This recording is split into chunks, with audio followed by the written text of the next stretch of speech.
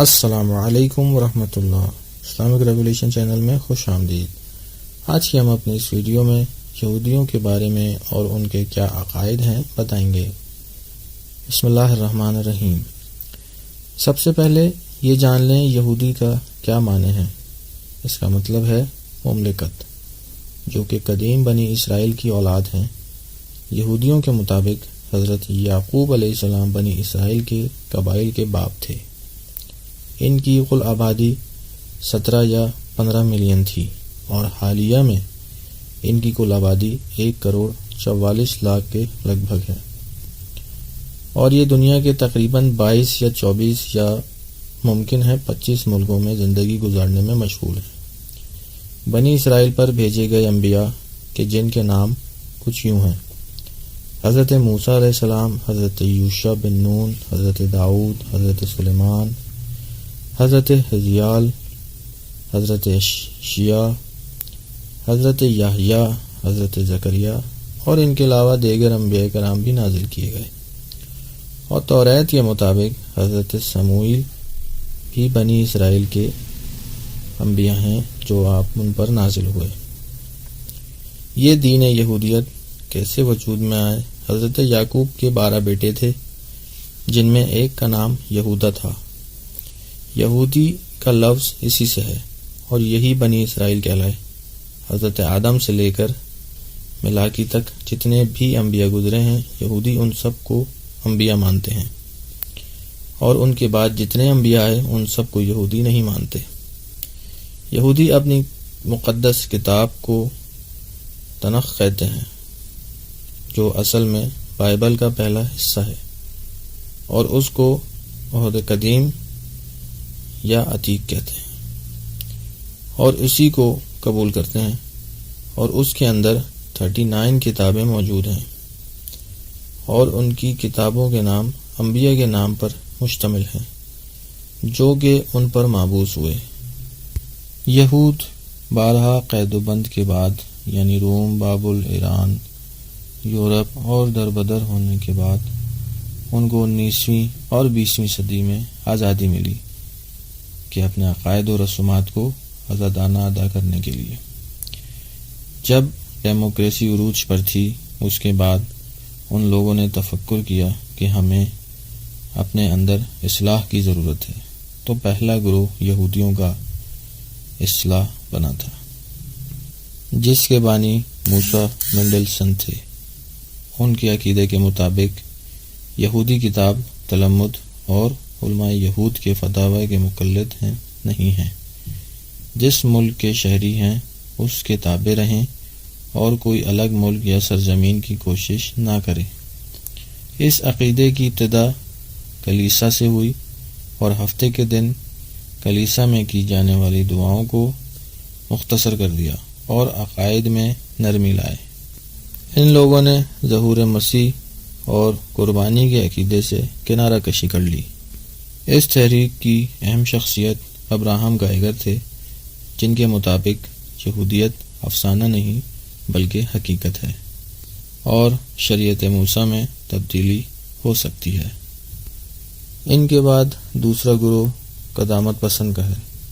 یہ وہ لوگ ہیں جنہوں نے اصلاح پسندی کو ترک کیا اور مسترد کیا، اور یہودی روایت پر عمل پیرا رہنے کو ترجیح دی۔ اس کے بانی سیمسن رائفل تھے۔ ان کے مطابق یہودیت میں کسی قسم کی تبدیلی نہیں ہو سکتی۔ ان کے نزدیک اصلاح پسندی کا عقیدہ دین یہود کی نابودی ہے، اور یہ لوگ تلمود کے معتقد ہیں، لیکن کاہنوں کی اتباع ضروری نہیں ہے۔ ہفتے کے اعمال، مقدس ایام، حلال و حرام کا خیال رکھتے ہیں، اور شریعت موسیٰ کے مطابق مذہبی اعمال کو بجا لانا ہے، اور یہ یہودی سیونزم کے مخالف ہیں۔ ان کے بعد جو تیسرا گروہ وجود میں آیا وہ تھا اعتدال پسند۔ یہ گروہ اصلاح پسندی اور قدامت پسندی کی وجہ سے وجود میں آیا، جو اعتدال کا قائل تھا۔ اس تحریک کی اہم شخصیات آئزیک لیزر اور صابات مرائز ہیں۔ یہ لوگ یہودیت میں اصلاح کے قائل بھی تھے اور دوسری طرف دین یہود پر عمل کرنے کی ضرورت کو سمجھتے تھے، اور انہیں کنزرویٹو یہودی بھی کہا جاتا ہے۔ انہوں نے اتحاد کو یہودی میں قائم کرنے کے لیے اپنے سیمینار میں کہا فلسطین میں یہودی مملکت کی حمایت کرتے ہیں، اور کہا وہاں پر قائم ہونے والی حکومت یہودیوں کی مرکزی حکومت ہوگی۔ ان کے بعد چوتھا اور آخری گروہ جو وجود میں آیا وہ ہے سیونزم۔ یہ تحریک یہودیوں کو فلسطین میں بنانے اور اسرائیل کے لیے علیحدہ حکومت بنانے کے لیے چلی تاکہ یروشلم پر نیل سے فرات تک کی حکومت قائم کریں۔ یہ نظریہ تب پروان چڑھا جب ان کو قیدی بنا کر بابل لے جایا گیا، اور پھر 19ویں صدی میں یہ آرزو سامنے اس تحریک کی صورت میں آئی جس کے بانی تھوڈور ہرتزل، جنہوں نے یہودی مملکت پر ایک کتاب لکھی تھی۔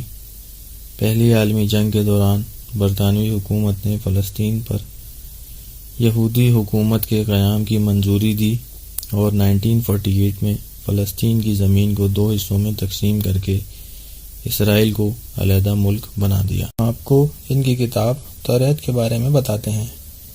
ان کی کتاب تلمود میں موجود ہے کہ ذبیح اللہ حضرت اسحاق ہیں، اور یہودی حضرت ابراہیم علیہ السلام کا جانشین حضرت اسحاق کو سمجھتے ہیں، اور حضرت اسماعیل کا ان کی کتاب میں زیادہ ذکر موجود نہیں ہے، اور ان کے مطابق حضرت اسحاق کے بیٹے یعقوب سے نسل آگے بڑھے گی اور یہ خدا کی برگزیدہ قوم ہوگی جنہیں نیل سے فرات تک کی سرزمین پر حکومت حاصل ہوگی۔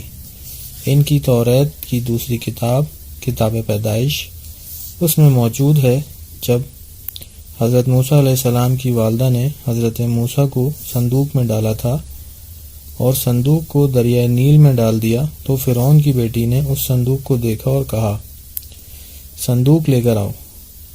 حضرت موسیٰ کی پرورش وہیں پر ہوئی۔ جب وہ بڑے ہوئے تو انہوں نے دیکھا کہ ایک قطبی عبرانی کو مار رہا ہے، تو حضرت موسیٰ علیہ السلام نے قطبی کو مکہ رسید کیا اور وہ مر گیا۔ پھر اس کی لاش چھپا دی اور پھر حضرت موسیٰ مصر سے فرار ہو گئے۔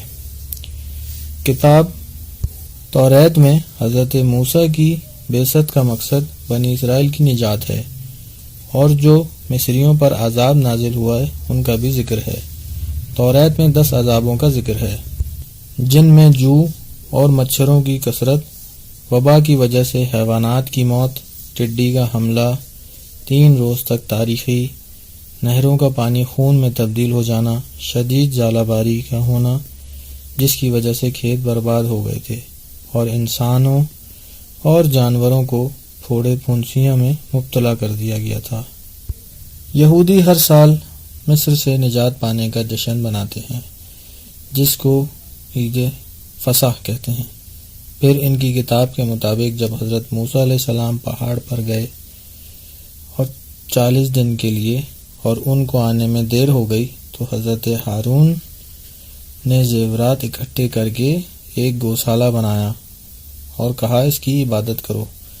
جب حضرت موسیٰ علیہ السلام واپس آئے تو حضرت ہارون سے جواب طلبی کی اور گوشالے کو جلا کر خاکستر کر دیا، اور گوشالے کی راکھ بنا کر پانی میں ڈال کر بنی اسرائیل کو پلا دی، اور سیتلاوی سے کہا اپنی تلواریں اٹھائیں اور نصف روز تک بنی اسرائیل کے گناہ گاروں کو قتل کریں۔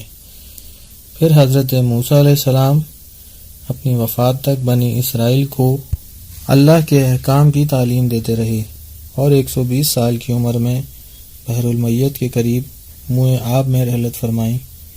بنی اسرائیل نے 30 دن تک حضرت موسیٰ علیہ السلام کی موت کا سوگ منایا، جبکہ قرآن میں ذبیح اللہ حضرت اسحاق کو نہیں بلکہ حضرت اسماعیل کو کہا ہے، اور قرآن کی نظر سے حضرت موسیٰ علیہ السلام کو صندوق سے نکالنے والی اور ان کی پرورش کرنے والی فرعون کی بیٹی نہیں بلکہ فرعون کی زوجہ جناب آسیہ تھیں، اور قرآن مجید کے مطابق گوشالے کی پرستش کی طرف اشارہ اور ذمہ دار سامری کو ٹھہرایا ہے، جبکہ توریت میں حضرت ہارون کو۔